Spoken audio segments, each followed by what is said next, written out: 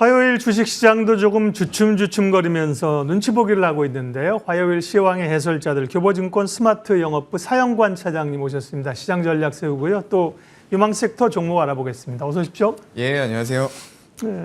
이번 주는 미국의 7월 소비자 물가지수 내일 밤에 9시, 10시에 발표하니까 우리 이제 밤에 확인하고 목요일 영향을 미칠 텐데요. 네. 간밤에는 또 엔비디아 실적 전망치가 좀 낮춰지면서 출렁거렸습니다. 예. 시장에서 뭐가 기대감인가요? 시황 포인트 좀 잡아주세요. 글쎄요, 일단은 가장 좀 기대하고 있었던 고용 지표가 너무 잘 나와버렸어요. 그러니까요. 네, 이런 부분들이 오히려 위험자산인 증시, 주식 쪽은 약간 누를 수 있는 요인들이 또 될 수가 있거든요. 시장에서는 지금 연준이 마지막 보루로 생각하고 있는 정말로 우리 경기 침체 아니다라고 얘기할 수 있는 근거를 최종적으로 고용에서 찾고 있거든요. 그렇기 때문에 만약에 그렇게 그들이 자신하고 있는 고용이 꺾인다 라고 했을 때에는 정말로 급격하게 금리 인상을 했던 만큼 급격하게 내릴 수도 있다. 연준이 이미 7월 FOMC에서는 한번 언급을 했었고요. 그래서 이런 부분들을 사실상 투자자분들은 기대를 하고 있었는지도 모르겠습니다. 그런데 이제 그런 부분들이 기대감이 조금 꺾여버렸던 부분들이 일정 부분 있을 것 같고요. 그래서 일단 미국 증시는 7월에 이제 말씀해 주신 대로 소비자 물가지수 관련된 지표들을 기다리면서 약간 혼조세로 마감하는 모습들이 나왔어요. 거기다가 이제 반도체 대표주라고 할 수 있는 엔비디아 같은 경우에도 실적 경고 우려들이 나오면서 여전히 우리나라 업체들 삼성전자라던가 하이닉스 쪽들은 지금 하반기에도 업황들을 그렇게 좋게 보는 시각들이 우세하지는 않았었습니다. 그래서 증권사 측에서도 전부 다 목표 주가를 하향하고 이런 작업들이 계속 이루어졌던 부분이 있을 거고요. 일단 인플레이션이 만약에 이제 나오는 수치들 이게 가장 중요해진 지금 포인트가 됐는데요. 또 만약에 피크 아웃을 했다. 라고 했을 때에는 고용 견조한 상태에서 우리 경기 침체 우려까지 정말로 연준에서 얘기하는 대로 덜고 가겠네 라고 하면서 시장이 우상향을 해나갈 수 있는 조건들이 만들어질 수도 있을 것 같고요.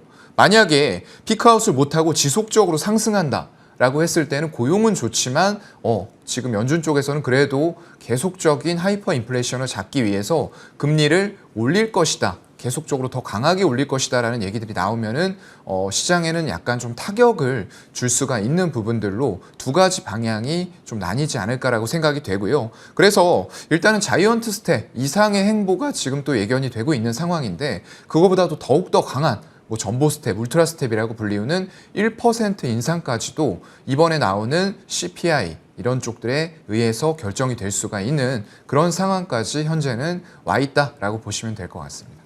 시장이 어떻게 해석하느냐가 중요합니다. 물가가 설령 이제 조금 낮게 나오더라도 시장이 환호할 수도 있고 또 아닐 수도 있고 그게 중요하고요. 8월에는 2,600을 넘길 수 있을까? 코스피. 제목을 우리 작가님이 집요하게 2,600을 달아주고 계신데 일단 2,500을 터치를 하는 게 급선무고요. 2,600이 만만치는 않아 보입니다. 왜냐하면 지수가 가려면 사실은 이제 삼성전자 하이닉스 반도체가 움직여야 되는데 지금 이제 반도체가 꽉 눌려 있잖아요. 소위 이제 반도체 미국이 주도하는 반도체 동맹 여기에 우리 정부도 예비회의에 참석하겠다는 의사를 이제 전달했다 알려지고 있고요. 결국은 동참 쪽으로 가는데 그 경우 이제 또 중국의 보복이 좀 우려가 되고 반도체 약세 삼성전자 하이닉스 사신 분도 많고 소부장 쪽에 투자한 또 개인들이 많단 말이에요. 반도체 전략 말씀해 주세요. 글쎄요. 일단은 지금 중국, 미국도 당연히 중요하긴 하지만 지금 중국이 G2까지 빠르게 올라서면서 우리나라 입장에서는 정말로 무시할 수 없는 그런 국가가 이미 되어버린 상황이거든요. 그런 상태에서 일단은 치포 동맹까지 왔습니다. 오늘 또 이제 마침 한중 외교장관 중국 칭다오에서 회담을 하게 되는데 이런 얘기들도 당연히 있을 거고요. 북한의 어떤 비핵화라던가 공급망 같은 것들을 총체적으로 좀 다룰 것으로 예상이 되고 있습니다.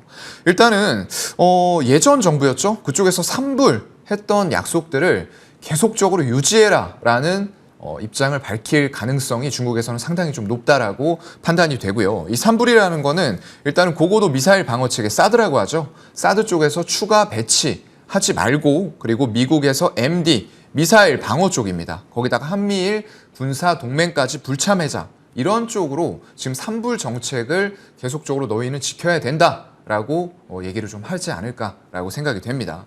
그런 부분에 있어서 일단 한국은 치포 참여가 너희 중국을 배제하려고 하는 건 아니다 라는 입장들을 당연히 설득을 좀 시켜야 될 것 같고요. 하지만 중국 입장에서는 그걸 받아들이기가 좀 쉽지 않을 것 같아요. 왜냐하면 이런 치포 동맹에다가 어떤 미국의 반도체 법 이런 것들을 보게 되면은 향후에 10년 동안 중국을 비롯한 비우호적인 국가들에 대해서는 투자가 금지되는 법안이거든요. 그렇다고 하면은 거의 뭐 반도체 관련해서는 굴기를 하려고 하는 중국을 말살시키겠다 이렇게 받아들일 수밖에 없는 입장이라고 생각이 됩니다. 그래서 일단 4차 산업을 하는 데 있어서 굉장히 뭐 미중이 다른 분야도 그렇지만 패권 경쟁을 계속적으로 해나가고 있는 분야거든요. 이런 쪽들에서 결국에는 반도체 중요성이 대두가 될 수밖에 없고요. 또 중요한 것은 우리나라가 지금 중국 쪽으로 수출하고 있는 반도체의 비중이 전체에서 62%가량을 차지한다는 거예요. 그렇다고 하면은 정말로 그쪽으로 만약에 물량을 못 대는 이런 상황들이 왔을 때 그 재고들을 어떻게 처리할 것이냐, 생산 캐파는 어떻게 할 것이냐, 이런 것들이 결국에는 문제가 되고 있는 그런 지금 순간입니다. 그래서 예비 회의를 일단 참석을 하는데 이거 결과가 어떤 식으로 나올지 먼저 중요할 것 같아요. 아직까지는 구체적인 부분들이 나온 건 아니기 때문에 우리가 먼저 입장을 강하게 유지하는 것보다는 이런 쪽들에 참여를 하면서 최대한 우리의 국익을 위해서 움직이겠다라고 또 윤 대통령이 말씀을 하신 만큼 그렇게 국익을 위한 쪽으로 움직여야 될 것 같고요. 서로 간의 입장을 잘 조율하면서 정말로 고래 싸움에 새우등이 터지는 일이 없도록 해야 될 것 같고요. 다만 이제 조금 우호적인 부분들은 그렇다고 해서 중국이 보복을 할 때 반도체 쪽에 대해서 보복을 할 수 있겠느냐라는 부분들이에요.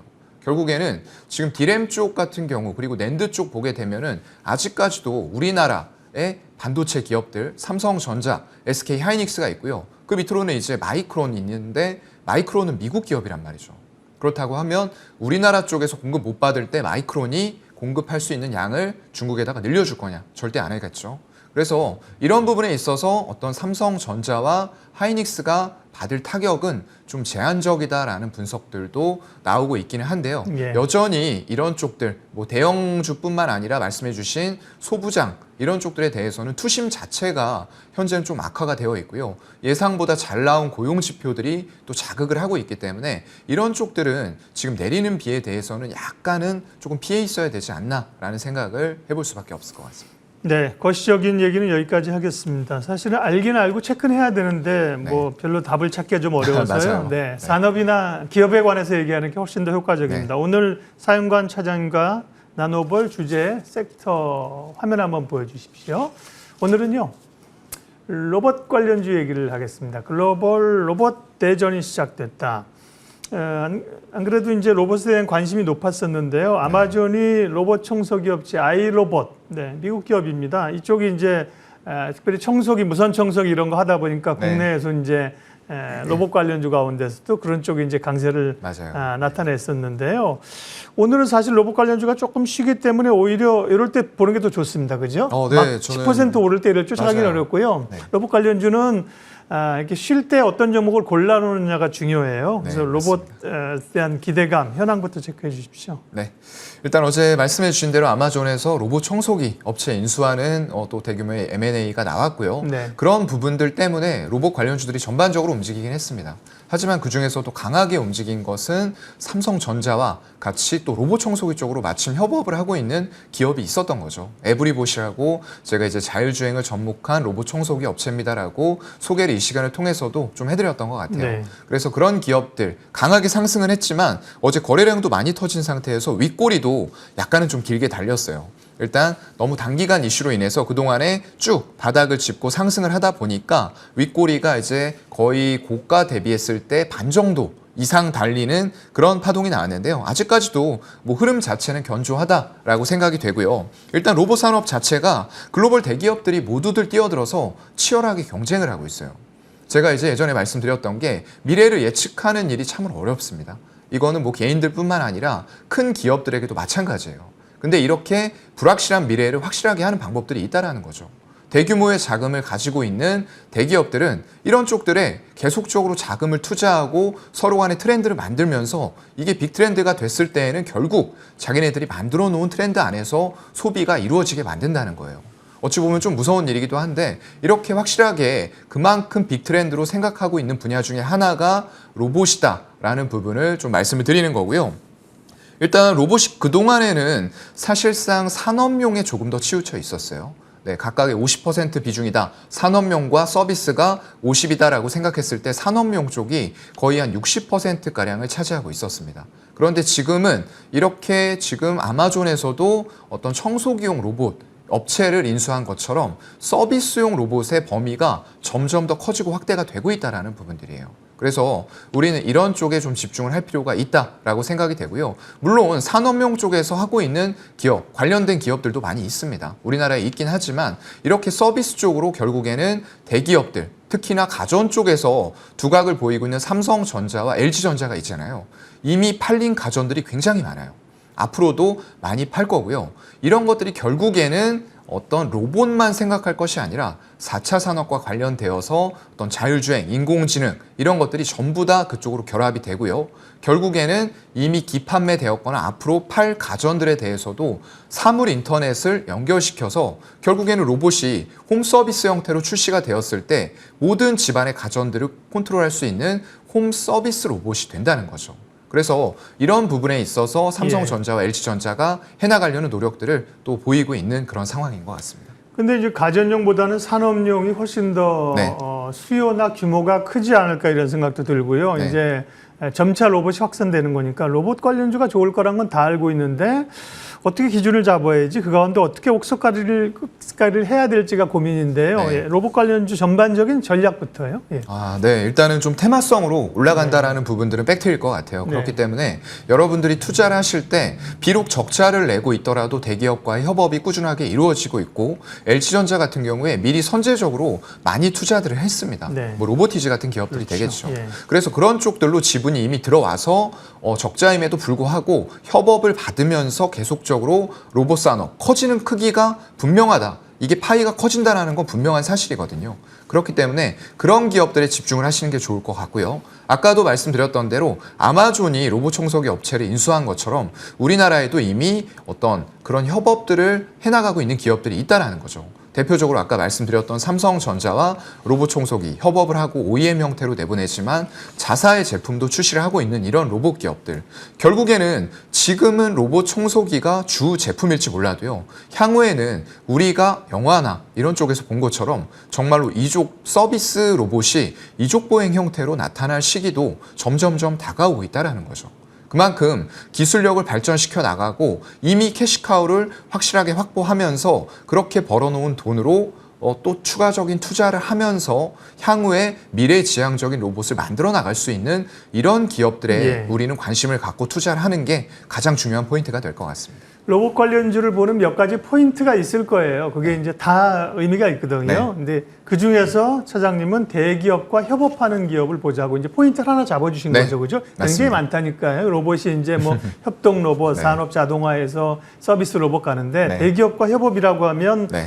로보티스에 LG전자가 지분이 들어가 있고요. 네. 또 이제 에브리봇이 삼성전자랑 협업한다고요. 탑픽 종목은요? 네. 맞습니다. 그래서 저는 이제 에브리봇을 전에도 한번 말씀드렸던 네. 종목인데 지금 시점에서도 말씀드려도 괜찮을 것 같아서 다시 꼽아봤고요. 예. 일단 뭐 글로벌 최고 기업이라고 할 수 있는 삼성전자와 협업을 하고 있습니다. 뭐 가전 쪽 여전히 뭐 충실하게 캐시카우 역할을 해주고 있는 상태고요. 아까도 말씀드린 것처럼 이런 가전들이 단순히 옛날의 가전이 아니죠.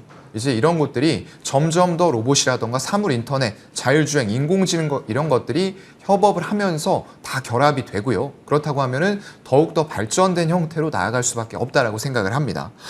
일단 로봇과 여기에다가 예전에 로봇 청소기 하면 정말로 좀 성능이 뭐 못 믿어왔습니다. 네. 어디 가서 정말로 이렇게 움직이지 못하고 걸려있고 다시 집으로 돌려보내줘야 되고 이런 것들이었는데 자율주행 기술이 접목이 되다 보니까 스스로 알아서 청소하고 돌아오고 또 먼지통에다가 먼지를 알아서 비워주고 사람이 간섭할 여지들이 많이 없어지고 있는 그런 부분들인 거예요. 그래서 굉장히 사용자 편의성을 강화했다라는 부분들이 될 거고요.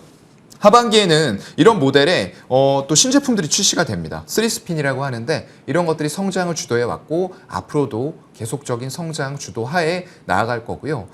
이제 앞으로는 제가 더 기대하고 있는 부분들은 단순히 로봇 청소기를 떠나서 지금 삼성전자가 이 기업과 협업을 하고 있는데 향후에 더 발전된 로봇들, 지금도 이제 의료용 로봇들을 출시를 좀 하고 있어요. 그래서 인간의 실생활의 편의성을 높여주는 이런 서비스용 로봇의 점유율이 점점 더 확대가 돼가고 있다는 거죠. 아까도 말씀해 주신 대로 산업용이 아직까지 큰 건 맞습니다. 하지만 그 범위를 넘어서서 개인의 편의성을 높여주는 서비스용 로봇의 점유율들도 점점 높아지고 있다는 것도 팩트가 될 거예요. 그래서 이런 쪽들과 계속적인 협업들을 한다라고 했을 때 결국에는 어느 쪽과 손 잡을 것이냐라고 했을 때는 저는 좀 명확하다라고 보고 있거든요. 그래서 이런 기업들 계속적인 관심이 필요할 것 같고요. 어제 같은 경우에는 급등을 하면서 또 윗꼬리도 길게 달렸어요. 예. 일봉상으로 이제 4만 원 매물대가 두텁다 보니까 당연한 저항대라고 생각을 하고요. 그래서 지금 현재도 양봉을 살짝 내주고 있어요.